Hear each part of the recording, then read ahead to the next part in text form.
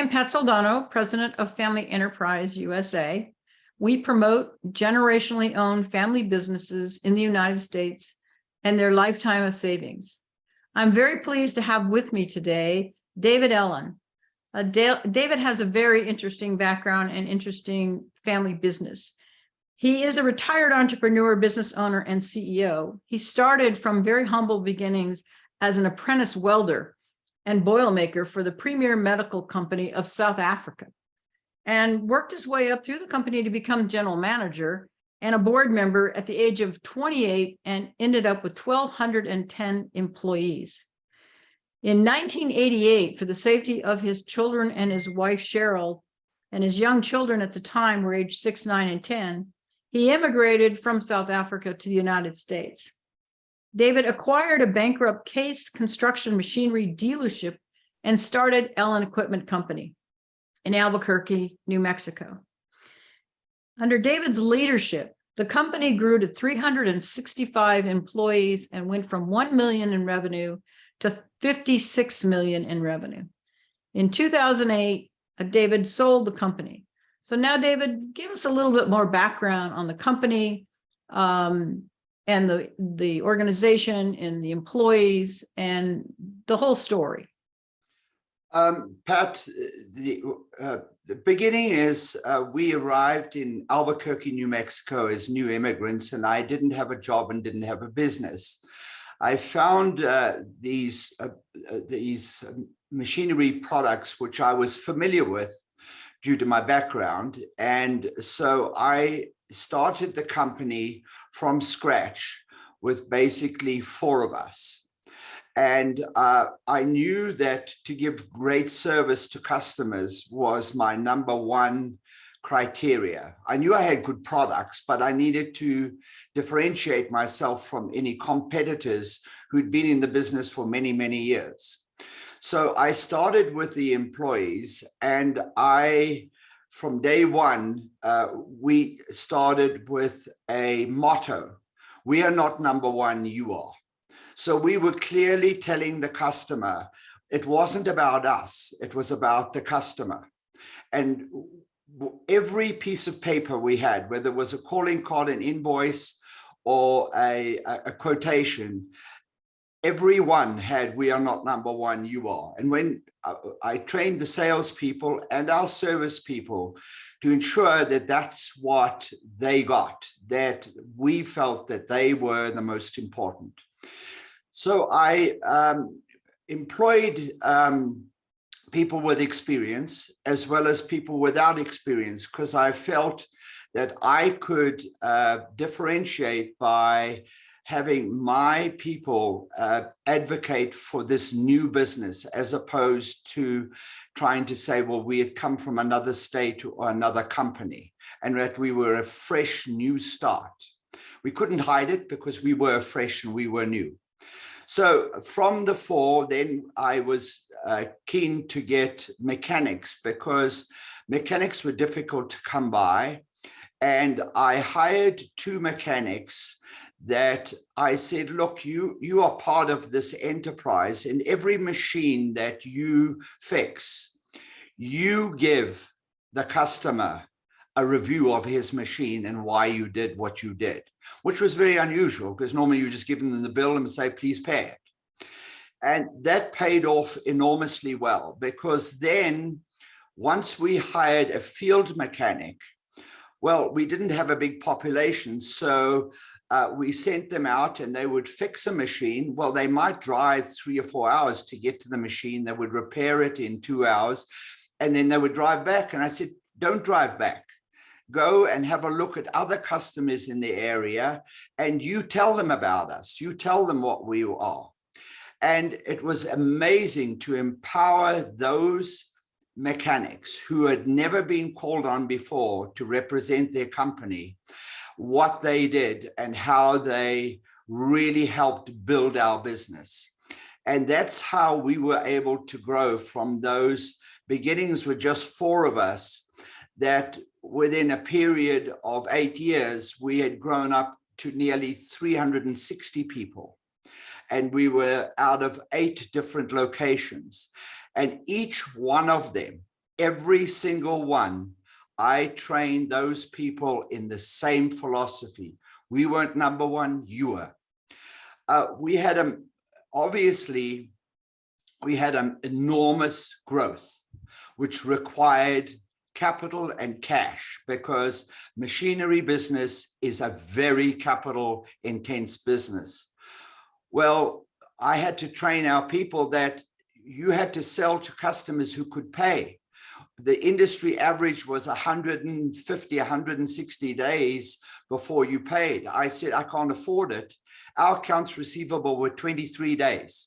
Not because I wanted to be hard. I was desperate. I couldn't afford not to have the cash. And we employed, the mechanics at that time were in the average age of mid 50s to mid 60s. They were older, experienced people. There were nobody that was young. So I started, obviously from my background, an apprenticeship program within our company where we recruited young men with an aptitude who could and wanted to work on machinery and get their hands greasy. And it took some taking to find them. Once we found them, I trained them. We put them under a foreman who would put them with an experienced mechanic, and they were under a 2-year program. I also paid for them to go to technical school. And it was an enormous program. And the other thing is, I said, I'm not going to hold you to any contract. If you find a better job one day, that's up to you. But I want you to be loyal to the company. Well, many of them would start off at minimum wage and they would build themselves up. And a number of them did leave because they could get jobs earning 50, almost double what they were earning with me. Well, the vast majority, sooner or later, returned and rejoined the company because they liked the spirit and the ownership they felt within Allen Equipment and that they were given. Clearly, with my accent, my background, I couldn't be local. So many of my competitors said, well, I'm a foreign owner and I'm going to take their money and run off with it one day. So what I did was I went to every customer and I said, well, I'm the owner, I'm not going anywhere. And I can assure you, if you think I'm going anywhere, let me know when I'm going to go. Well, if customers said in October or next year, I said, fine. I made a note and I went back to them the following October or the next year and said, I'm still here. Now, where are we? And that was enormous because I was putting myself out. I was putting my company on the line and saying, look, we are here for the long term and we are here to grow with you. And many of those customers stood by me all the years I was in that business. And the vast majority of my employees, the day I sold the business, the vast majority of them started with me, which was a great sense of achievement for me. Yeah, absolutely. And, you know, I want to talk a little bit more about the apprenticeship that you created. And how you contributed to the community. I mean, you obviously were very involved in the community, as you just talked about, meeting regularly with your customers and treating them so importantly. But talk to us a little bit about the other things that you did in the community to help better the community. Well, particularly in Albuquerque, there's a number of very strong ethnic groups. So I made sure that I was recruiting from each of those ethnic groups. And I would give the same level of training to each one of them, no matter who they were. And I had some really interesting and very profound surprises. One young man, he came from the Acoma Reservation, which is near Grants, New Mexico, and he used to drive to Albuquerque every day looking for a job. I gave him a job cleaning the machines, which is the most basic function you can get. Well, he did a great job. I then promoted him into the workshop. I put him on the apprenticeship program. And after 2 years, he qualified as an outstanding mechanic. And he would come to work, and I was warned, well, you know, these people are not that reliable. He was the most loyal, reliable, and he was one of the people in the workshop who would always challenge his fellow workers to be more productive and to appreciate the jobs they had. He was recruited away to one of the mines on the reservation, and I welcomed it because he was earning a good wage. Well, within 5 years, he was laid off, and the first place he came back, he didn't even come to my office. He went and put his mechanics tools on the bench and started working before I even got to the office. And that's what I really enjoyed about contributing, because he went back to his people. Many of the people in Albuquerque would go back to their people and say, this is what we're doing. We would hold an open day every year. Well, it was more like the fair. The parents would come, the aunts would come, we would have a barbecue, the kids would come, the dogs would come. It was like a family gathering, and it was really a tradition that lasted for many, many years, and really was an outstanding way that they showed me what they appreciated about their family being employed in our enterprise. Well, that just speaks to the culture that you created, which is so very, very important. So I'm going to ask you now a little questions around legislation in this country, because as you know, Family Enterprise USA is an advocacy organization for family businesses. And they struggle in this country because Congress sometimes passes tax or economic policies that are difficult for family businesses to operate, or they make it more difficult in terms of tax policy, increasing tax policy, or regulation, increasing regulation, which increases compliance and cost and those kinds of things. I'm sure it was a big change coming from South Africa to the United States and dealing with United States tax and economic policy. But maybe you could tell us a little bit about, did the policy in this country have an impact when you were running your business, the tax and economic policies that you had to deal with? Well, it did. And I'd like to explain it as a progression, because in the beginning, one of the major expenses of having any machinery dealership is you need a facility. You need real estate, and it's the biggest expense that you're going to have. And obviously, it needs to be in a prime position because the manufacturer wants his product to be shown. So I had to go out, and I first rented facilities, but as the business grew, I was under a lot of pressure to build and have a showpiece, and I really didn't have the money. Well, one of the great programs was SBA. I went to SBA, I gave them my story, and I cannot tell you how appreciative I was on how they helped me, what they did for me, and the amazing program that they put together that really gave me that step up to be able to get into my own facilities. Now, as that progressed over the years and the company grew, we were in now 3 different states, and real estate became a very, very big part of our growth. Well, the 1031 exchange, as you're growing, you've got a small facility, you outgrow it, now you need a bigger facility. Well, that 1031 exchange was crucial. And when there's this talk of doing away with 1031, that would have crippled me, because it would have taken the cash out of the business and out of me being able to employ people and having to put it into the real estate. The way that 1031, I didn't have to do the taxes. I was be able to roll it, and I was able to put that savings of excess capital back into the business to expand it to new facilities and employ more people.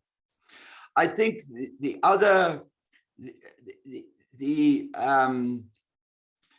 accelerated depreciation is absolutely one of the most amazing tax benefits that supports both customers as well as entrepreneurs, because you are able then to depreciate your assets and be able to put those savings back into the business to grow it, whereas waiting for 4 or 5 years before you could do that. And it gives you so much more ability to do something immediately than have to wait for it and never knowing what that future is going to be. Well, those are very helpful examples, and I'm so glad you brought up the positives, which is the SBA and the help that they do really give to small business owners. And I'm really glad you also brought up the 1031 exchange and accelerated depreciation, which again are critical to business owners. And in the most recent legislation that fortunately did not pass, the Build Back Better Act, in last session of Congress, they were going to eliminate accelerated depreciation, and they were going to eliminate that 1031 exchange, which, as you pointed out, would be devastating because they're so important to family business owners. So I appreciate you bringing those up and making everyone aware of how important they are for family businesses. So I guess in conclusion, I would just like to ask you, are there any policies that you see or things that the government and Congress in particular could help with family businesses? I realize that you sold your family business, but you're still an entrepreneur, you're still involved with businesses. Is there anything that you could see that they could pass in terms of legislation or regulation that could help or hurt family businesses operate today? Pat, well, obviously being retired and now having 3 children, I mean, one of my most pressing concerns is what is going to happen to the business and the enterprise as it is today, going on to the next generation, and how is it going to be affected? So obviously, estate tax is an enormous piece of that plan on what needs to go forward. And all 3 of my children, being in this family business, they are involved in the family business today, and they want to take it and grow it. And I am very proud to say that all 3 of them have an acute awareness of what is I call old money, not having the money for them to spend, but for them to reinvest in other businesses or similar businesses and redo it in their generation. And in order to do that, if that capital is taken away or that capital is discounted, their ability to do the same again is so much more difficult. And one of the great things is they have a great base. They don't have to go into enormous debt. Yes, they can take some, but rather than have it taxed and disappear, if that money can be put to work, it will create more jobs. It will create more wealth. It will create more communities that can contribute to service businesses. Well, I'm so glad you made that point, because it is so very true. And I hear it from so many family business owners that the estate tax eliminates jobs. It eliminates businesses' ability to grow from generation to generation and help their communities, and takes away that capital that allows them to be those economic engines of this country. So I really want to thank you today for your time. and for all of the wisdom that you've imparted on us, which has been wonderful. So thank you again for your story. Thank you again for your time. And I really appreciate you being on the call today. Pat, thank you very much. And you're doing a marvelous job with your little enterprise. I hope you make a very big impact on Congress and what they're doing for us. Thank you, David. I really appreciate that. You take care. You too, love.